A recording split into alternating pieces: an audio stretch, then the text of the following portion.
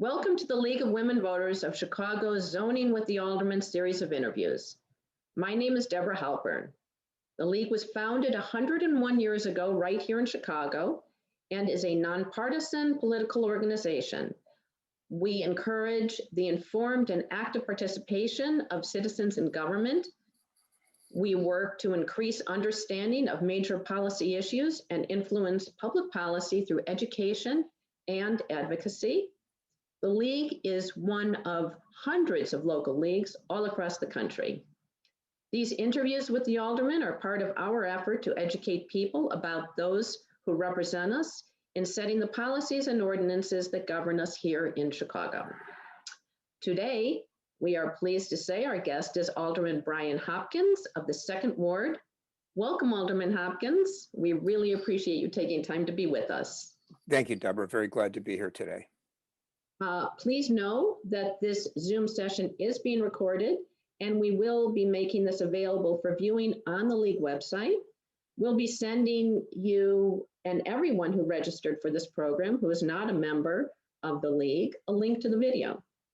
Also, everyone should know that we have provided Alderman Hopkins a copy of the questions I'll be asking ahead of time. Now, before starting those questions, we want to show you a map of all 50 wards in the city of Chicago. And there it is. Okay, and here is Alderman Hopkins' 2nd Ward. So, based on that, Alderman Hopkins, let's get started. And we just looked at a map of your ward. And can you please remind us of the main boundaries and the neighborhoods it includes? And that may be a little complicated based on your map. Sure. If I were to describe all the boundaries, it would probably take up the entire time we have allotted for the interview. If you stretched out my ward, it would be 24 miles. I have 24 miles of borders that were used to comprise the 2nd Ward. And it was interesting when you put up the citywide map, you actually had to hunt to find my ward. It was sort of buried in there like, like a child's jigsaw puzzle. But that's interesting because, as I said, the geography itself, if you stretched it out, would be one of the biggest wards in the city. So that really meets the definition of gerrymandering, the fact that it has so many twists and turns and borders. I go all the way to the lake on the east, west of Damon on the west, Wrightwood on the north, and south of Chicago Avenue on the south. So that would be a huge piece of geography if it wasn't chopped up in all of those little pieces that it was. It adds to the challenge of representing territory like that, not so much because of the distance, especially during the pandemic with no traffic, I can get from one end of my ward to the other in like 4 minutes. So that isn't the real challenge. The challenge is that I have 18 different neighborhood associations that have a portion of my ward in their territory. Most aldermen have 2 or 3 neighborhood associations that they have to deal with. I have 18. And even though I'm such a small part of their neighborhoods that they represent, I still have to interface with them as if I represented their neighborhood in the entirety. So it simply adds to the workload. It makes it a little more difficult to manage. I spend a lot of my time going to community meetings, neighborhood association meetings. And that's very important to me because my background includes being president of one of those neighborhood associations in Streeterville. That was what I was doing when I ran for alderman in the first place. So I'm very committed to having a good relationship with those neighborhood associations. And when you've got 18 of them, as I like to say, it'd be like a grandparent having 18 grandchildren. You better find a way to treat them all equally. You can't have a favorite out of all of them. And it just takes up a lot of time. That's a terrific analogy, which leads me to the question that we were going to ask a little further. The League has long supported having an independent commission draw ward boundaries rather than the alderman determining them. Would you support the concept of creating an independent commission? Yes, I'm in support of that. In fact, I was the only one of the 50 aldermen to sign on as an endorser of the Fair Map Amendment. And that goes back a few years. Unfortunately, that legislation didn't make it, and the Supreme Court struck down the underpinning of the referendum. But I signed on to it immediately, and actually did during my first campaign for office when I was running from that gerrymandered second ward. It was an issue, and we had 6 candidates for that office back in 2014.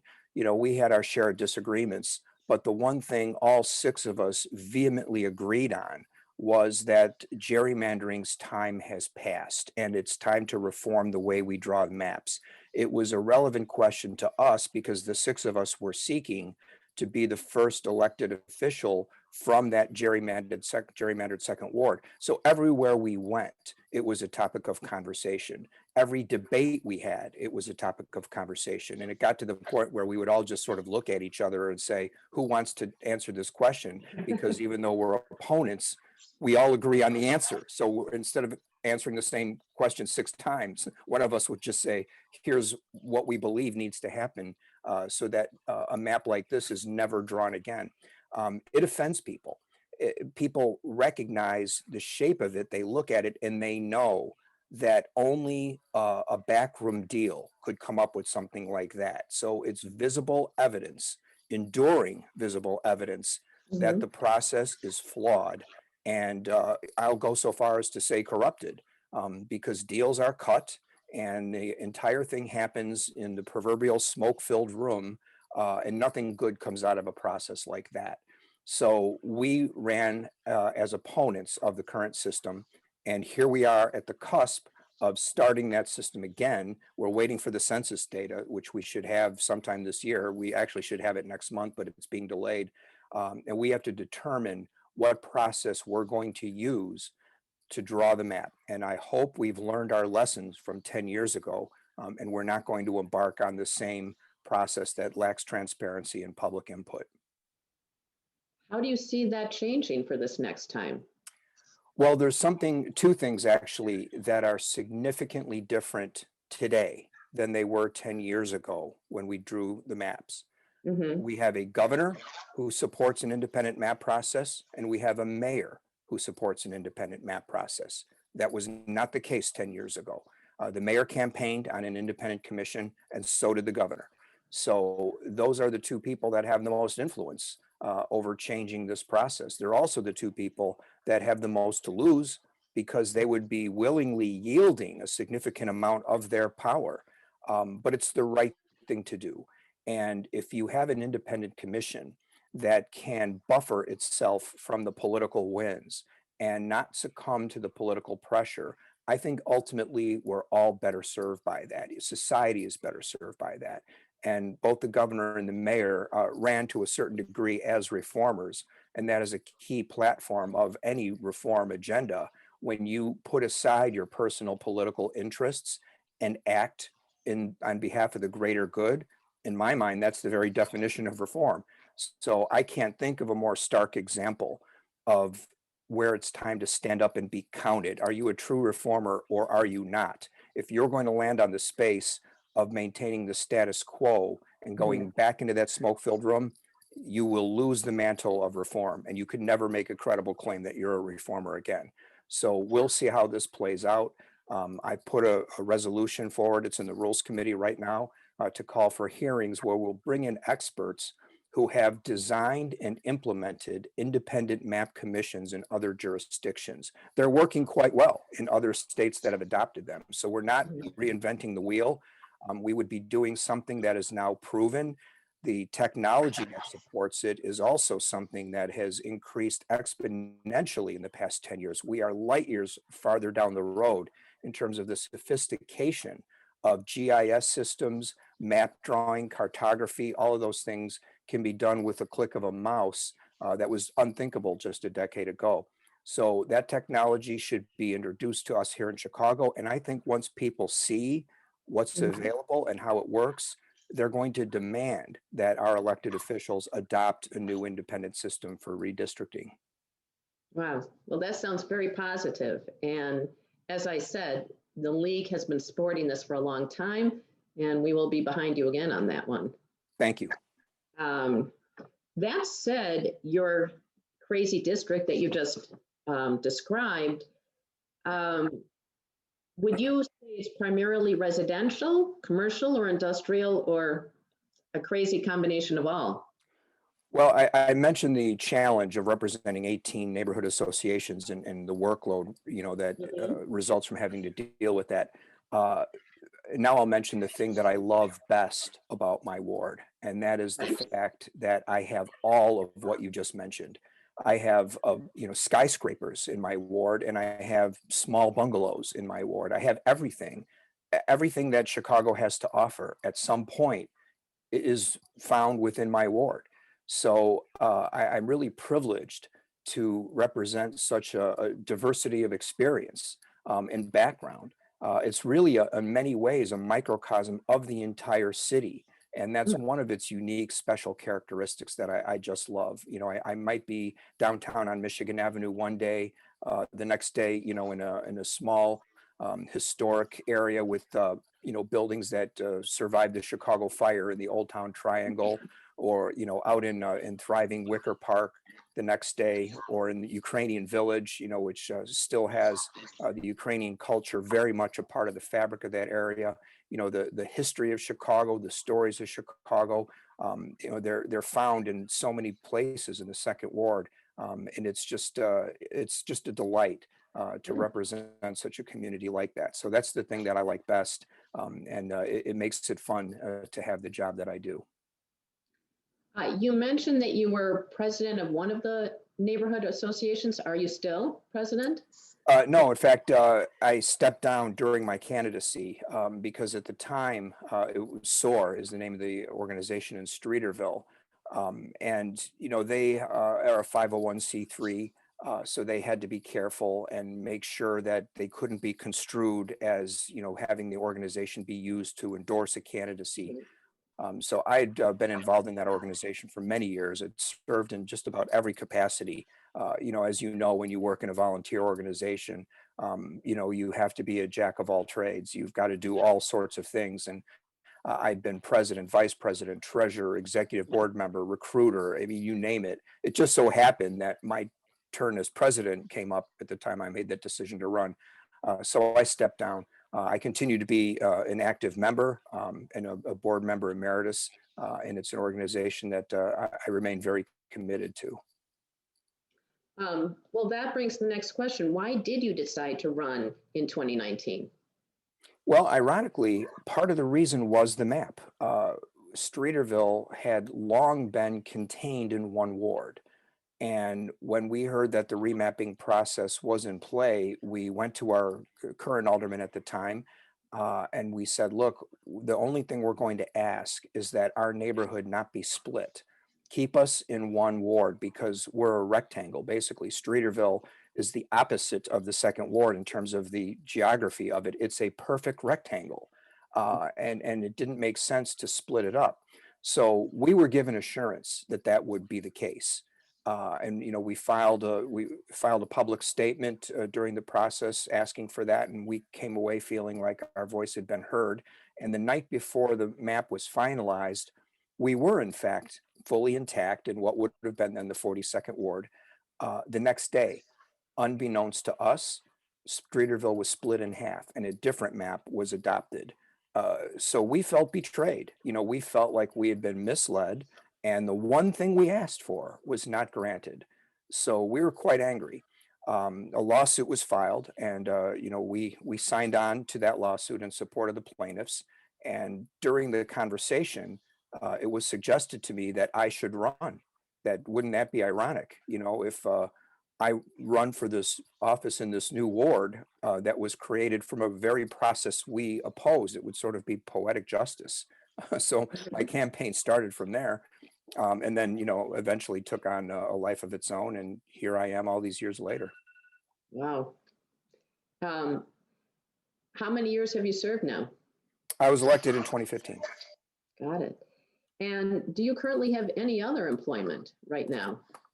No, again, going back to the 18 neighborhood associations and the workload. No, I don't. Being alderman is my full-time job, and it's my only job. I do know a lot of my colleagues have other positions, and that's fine. That's allowed within our current ethics parameters. And I don't cast dispersions on anyone who has another job in addition to being alderman. It's just not practical for me. It's not practical for a ward like mine. It wouldn't work.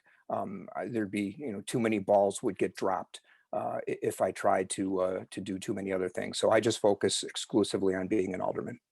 Well, again, you have all those grandchildren you've got to take Yeah, care right, of. exactly right. Yes.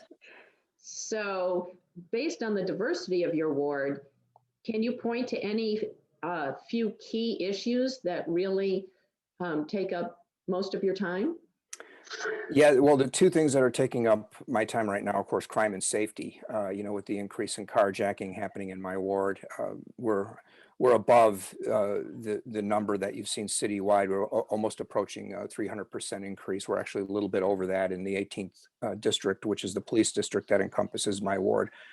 So we're trying to address that as best we can. It's affecting everyone. People are frightened when they see those statistics, and we're getting to the point where just about everyone knows someone, that has either had a close call or has been a victim of some type of property crime. So trying to address that right now is a top challenge. Also, the vaccination rollout is something that I'm very involved in as well. We're doing what we can. I have Northwestern is in my ward. So we partner with them and with Lurie Children's Hospital as well. Also, my ward committeeman happens to be the CEO of Roseland Hospital, and that's been one of the top vaccination centers on the south side. So we're working with them as well.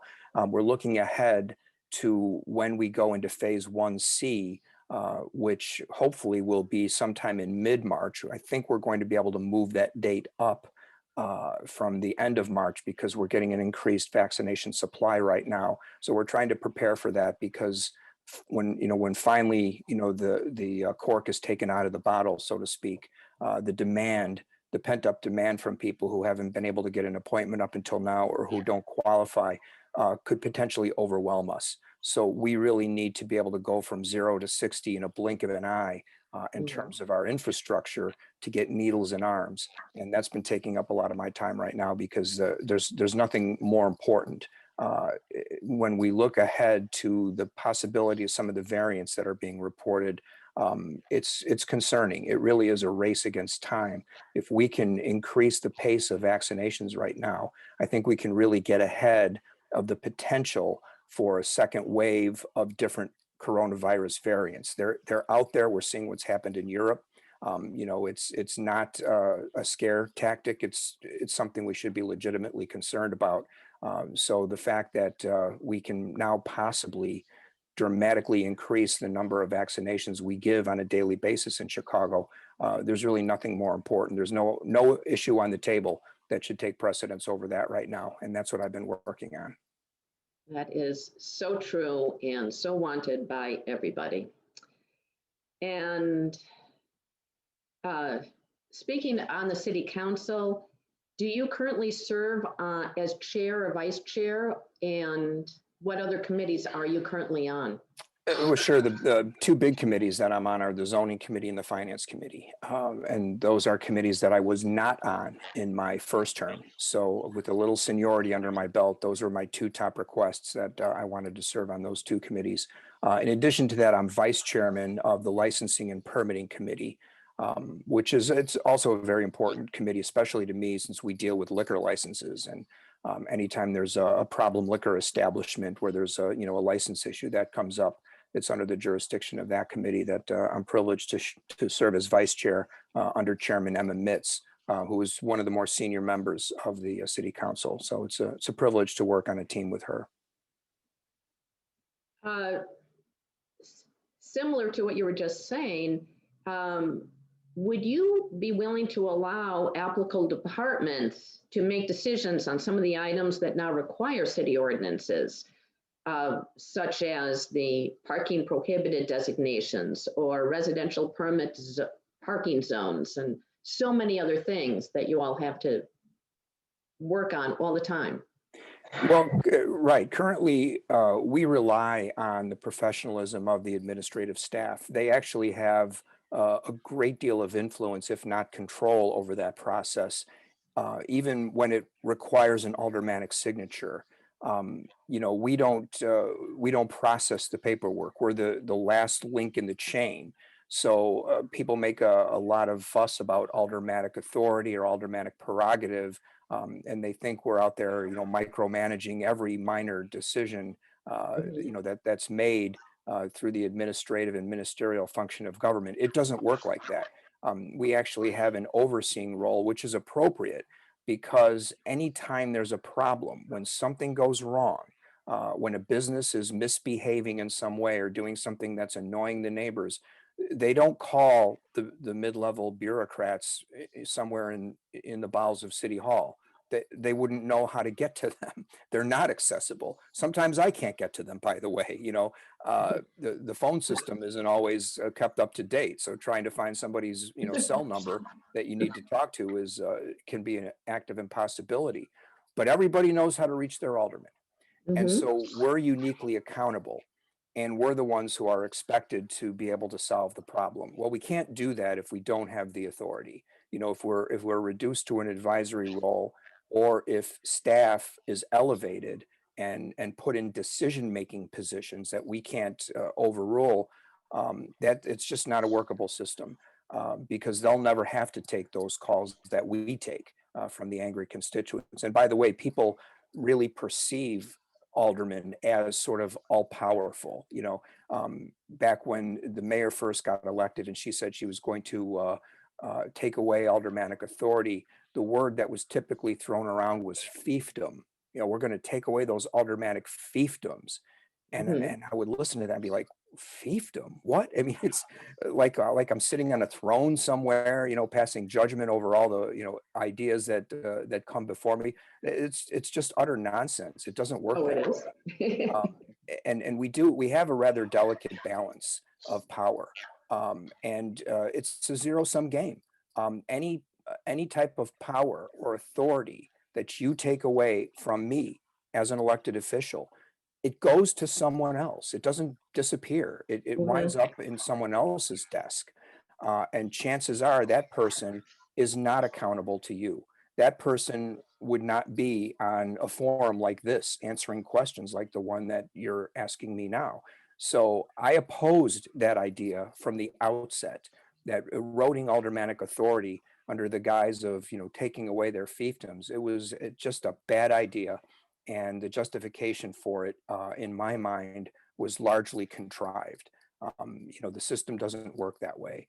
And I think particularly in regard to zoning, where we go before a very public process, Mhm. and our colleagues do tend to defer to us. That's true. But there's nothing in writing that says they have to. They do it for a couple of reasons. First of all, they would like the mutual respect. If you don't offer it to your colleague, you can't expect it to be offered to you. So that's a cultural thing. That's not a policy thing.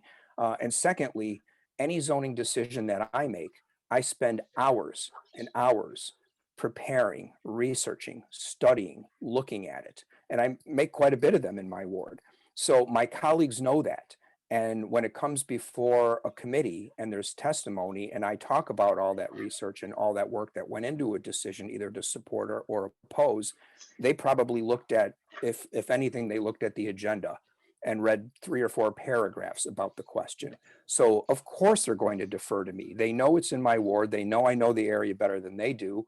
And they're going to rely on the fact that I spent a considerable amount of time getting to what is very often a difficult decision. That's aldermanic prerogative. I don't think we want to take that away. It's a system that by and large has worked very well in Chicago over many years.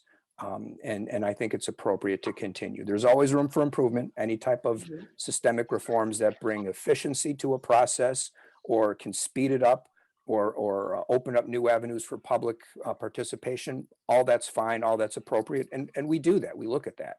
But to take authority away from someone who is accountable to the voters is generally a mistake in a democratic system. Okay, well, that does clarify that. But since you are talking about how the city council works, are there any changes you would like to see made in how the council operates? I would like to see, I'd like to see us continue to professionalize the committee staff. Government now it's like anything. The technical expertise required to excel at the job continues to evolve. It's a harder job today than it was 10 years ago.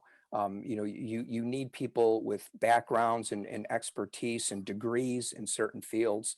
All too often, committee chairs have just hired people that, because it's really the one area of patronage that's still legal. It's an exception to the Shackman decree, and you can hire your relative if you want. So that's sort of a legacy holdover from the old days, where committee staff are often hired, for political reasons and for affiliation reasons, rather than for their expertise and their background in the subject matter that committee deals with. I'd like to see that change, because we rely on those people. We really need guidance and counsel, and we need people on the ground to do the research when we make all these complicated decisions. We tried to do that a couple of years ago with a newly created office of financial advisor for the city council. And that's had mixed results. The first person that we hired was outstanding, but overwhelmed. The workload was just more than any one person could hope to fill. So on paper, it looked good, but we just didn't put the resources behind it. We continue to struggle with that. My colleague, Alderman Riley, during this term, he took over the Legislative Reference Bureau. And he has really done a great job of professionalizing it. He's gotten an additional budget. So he's hired some young, talented attorneys who are doing an outstanding job crafting legislation. We're still light years behind the state of Illinois and the General Assembly in the way they've professionalized those positions. So we're making progress, but the model in Springfield stands in contrast to the model in the city council. We just don't put enough emphasis, and we don't put enough money behind professionalizing those staff offices. And that would really be a game changer for us if we continue to do that. What is holding everyone back for professionalizing it? Well, I think it's a combination of a lack of political will to commit the resources. We have a big budget debate every year, and there's an endless list of needs and priorities and a very limited list of resources to allocate. So that has been given short shrift in recent years. And it's also, again, I think it's a legacy holdover from the old days when, patronage ruled at the building on 121 West LaSalle. That was just the way the culture operated back then. And we are still, in many ways, we are still modernizing. We're still trying to catch up with the times. And this is one of the last holdovers, I think, where we need to really look more at professionalizing our operation. What is your opinion on term limits? I don't support term limits. I never have. I think, for anyone to stand before the voters, whether it's every 4 years or every 2 years, if you're a congressman or a state representative, that's the term limit. That's the term limit. To artificially time out for an arbitrary reason, I just don't see the justification for it. People are always concerned about entrenchment, and someone gets in there and starts to become arrogant and doesn't take it seriously anymore because they've been in there too long. Once you do that, you're no longer serving the public well, and when you're no longer serving the public well, you're going to have an opponent who will step up and make that case. That's the way the system should work. And I think largely it has. So I don't support term limits. What I support is a more engaged electorate and a more robust debate every 4 years. I'm perfectly willing to defend my record, and I know it'll be challenged. I expect it to be. That's the way the system works, and I'm perfectly comfortable with that. Okay. So the next question I'd like to ask you, which also relates to elections actually, is to know whether you support using ranked choice voting in February to determine the winner for the Chicago elections. However, as opposed to the April runoff. However, before you respond, if you don't mind, just a quick note to our listeners. Ranked choice voting allows the voter to rank their preferences for candidates as first, second, or third choice during the primary election in February. This allows for tabulation of the candidate with the most votes to win without the cost and time involved in a follow-up election in April. As it stands today, if a candidate does not receive 50% plus one vote, there will be a follow-up election in April for the two candidates, as we saw last year with the mayoral race. That said, Alderman Hopkins, would you support a change for city elections to be a ranked choice voting? Right now, as we have this conversation, I'm not a supporter of that concept. I'm trying to keep an open mind because I think it will be something that we debate in the coming months, and I'm willing to take a look at it and to consider it. But I start from a posture of skepticism. There's some things about it that just don't feel right to me. When I think back on my experience, and I mentioned, my first race, and there were 6 opponents for an open seat. Any one of the 6 of us would have been a good alderman. We had a very strong field. And looking back on that, we were all trying to win. None of us were vying for second place, even though we knew in a field like that, it could have possibly been a strategically wise decision to do that, because you make the runoff and then anything can happen, as the saying goes. But I just don't think the system should be it should have the ability to be gamed in such a manner. And I think about the reality TV show Survivor, where people engage in that sort of thing, to not be Mhm. the first one to be voted off the island. You want to be the second one, and that sort of strategic decision making runs against the way our 50+1 system is set up, not just in elections, but in legislation. I mean, if you win and you become a legislator, you're going to have to make those yes or no decisions. You don't get to say maybe, and you don't get to say what's my second choice. You vote on legislation, and it's very stark. It's yes or no, pass or fail, 50% plus one or not. That's cut and dry. I'm a baseball fan too, and I think this rule about ranked voting, it reminds me of changing the rules of baseball, where you would start to get points for being on base instead of just getting a run. And then at the end of the game, we can add it all up and see, who got the most runners on base.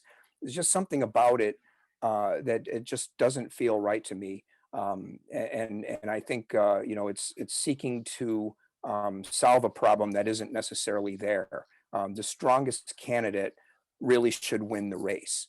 And that means you have to appeal to the widest constituency that you possibly can, rather than try to, appeal a little bit across the board to all constituencies in the hopes that you can be the second place voter and then add up all the points and win.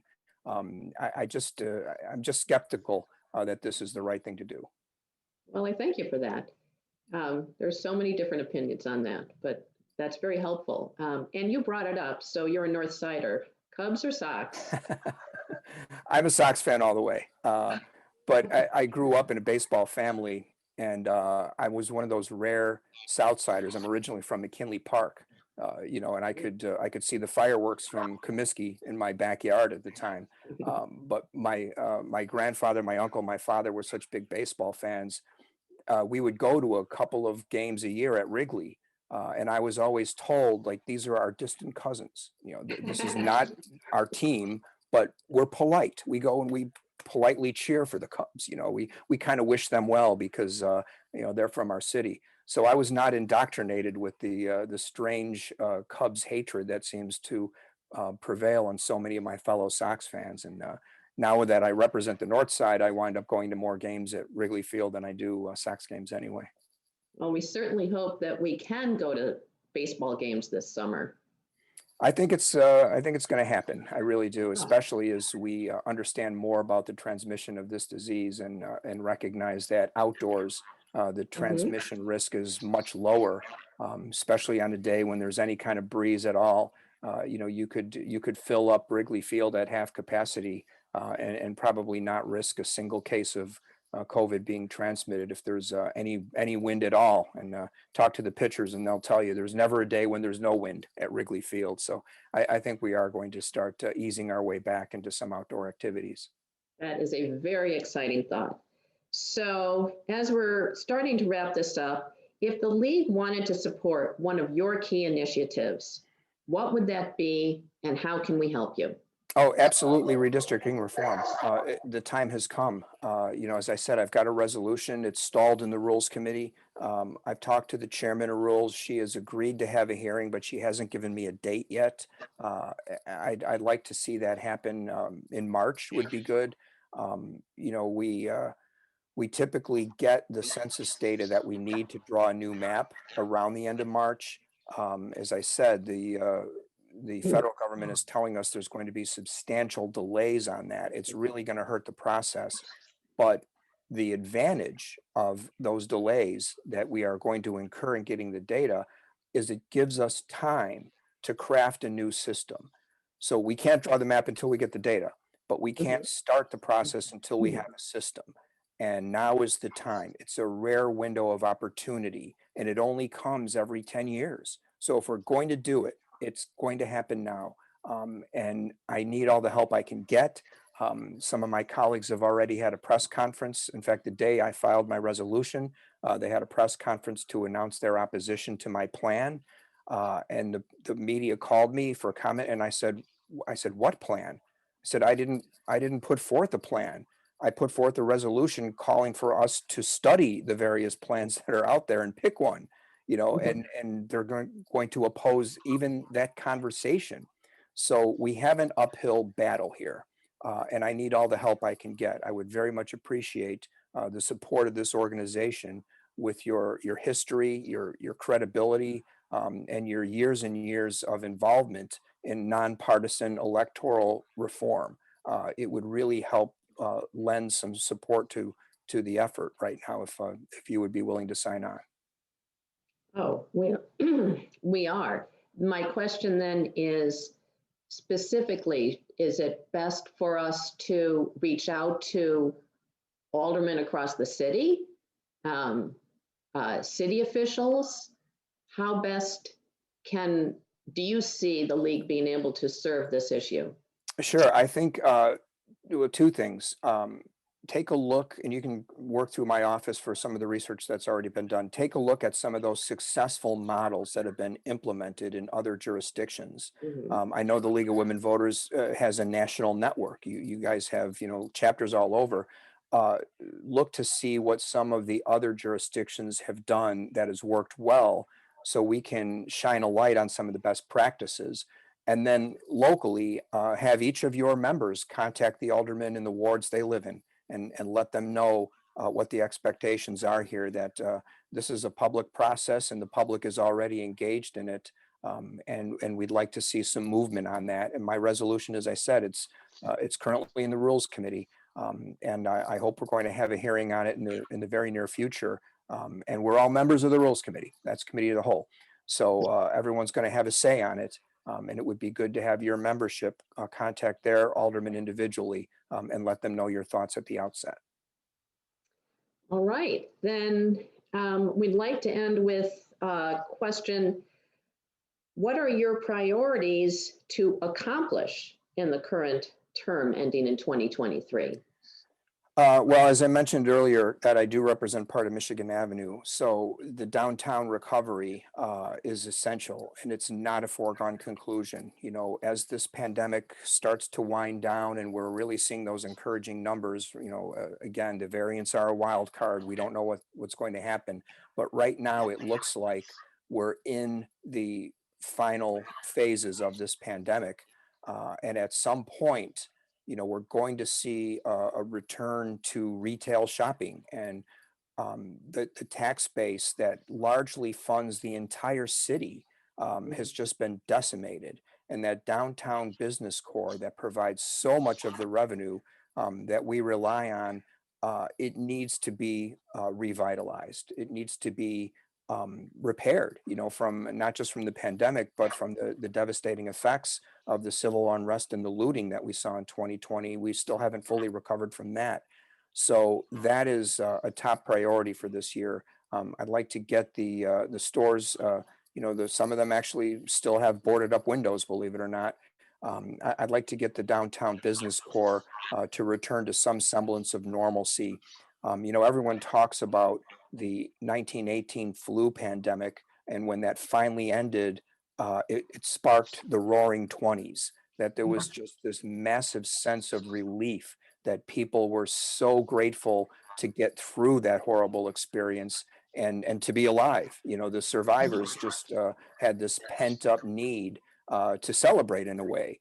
And so it was a boost of adrenaline into the economy. If that's going to happen again, and we all hope and pray it will, we have to be ready for it. When people are ready to go back, if the stores are still boarded up, that doesn't help us. They'll find other ways to shop, and Amazon is already such a force. Putting some of the brick and mortar retailers on their heels. If they're not ready to recapture that market share when the pandemic finally ends, that could be the end for traditional downtown retailing as we know it. So we have to take steps now to get ready and hope that the crowds will eventually return. Frankly, our entire budget depends on it.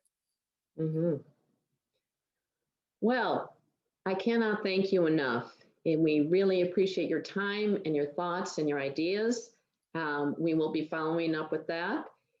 And I would also like to remind everyone watching that there will be a link to this program found on our website. And everyone who registered for today's program and is not a league member will receive an email with the link along with an invitation to join us. And we certainly hope you will. Next week, on Thursday, March 11 at 6 p.m., we invite you to register and join us for Zooming with the Alderman program, and we will be featuring Alderman Laspada of the 1st Ward. So thank you again, Alderman Hopkins, and to all of you who joined us. We hope to see you next week, and please share this link to anybody else that you think would be interested in seeing this. Thank you again. Thank you, Deborah. I enjoyed it. And everyone take care.